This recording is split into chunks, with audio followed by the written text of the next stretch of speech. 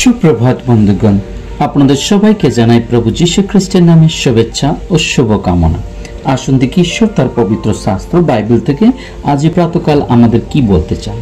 আজ এই প্রাতকালীন অধ্যয়নের জন্য আমরা বের করব মথি লিখিত সুসমাচার তার 6 অধ্যায় 33 পদ। এখানে লেখা আছে, কিন্তু তোমরা প্রথমে তাহার রাজ্য ও তাহার ধার্মিকতার বিষয়ে চেষ্টা করো, তাহা হইলে ওই সকল দ্রব্য তোমাদিগকে দেওয়া হইবে। ঈশ্বর তার সুন্দর বাক্যে আমাদের সকলকে আশীর্বাদ যুক্ত করুন।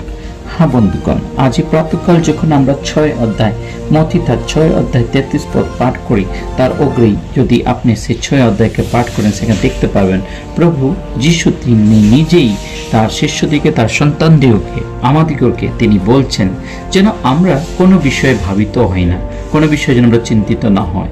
কারণ প্রভু তিনি আমাদের সমস্ত কিছু জুগিয়ে দেন, তিনি আমাদের যোগানদাতা।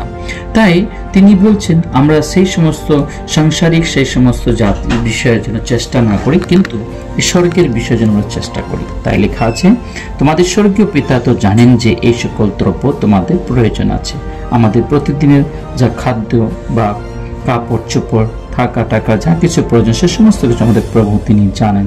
কারণ তিনি আমাদেরকে পৃথিবীতে প্রেরণ করেছেন, তিনি আমাদের সমস্ত দ্রব্যের বিষয়ে তিনি অবগত আছেন।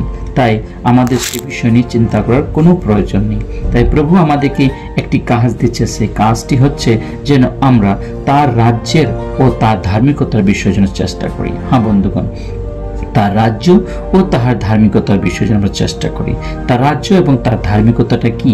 তার রাজ্য হচ্ছে তার পথে চলা এবং তার সুসমাচারকে এই পৃথিবীতে প্রচার করা, এবং ধার্মিকতার বিষয় হচ্ছে যেন আমরা আমাদের জীবন সততার মধ্যে, পবিত্রতার মধ্যে এবং তার বাক্যের অধীনে থেকে যেন আমরা যেন আমাদের জীবন যাপন করতে পারি। তাই লেখা আছে, ধার্মিকতার বিষয়ে চেষ্টা করো, তাহা হইলে ওই সকল দ্রব্য তোমাদিগকে দেওয়া হইবে। হ্যাঁ, আমাদের জীবনে যা সমস্ত প্রয়োজন আছে, শারীরিক, আত্মিক, মানসিক, সে সমস্ত কিছু প্রভু আমাদেরকে জুগিয়ে দিতে যাচ্ছেন যখন আমরা তার রাজ্যের এবং তার ধার্মিকতার বিষয়ে যখন আমরা চেষ্টা করব।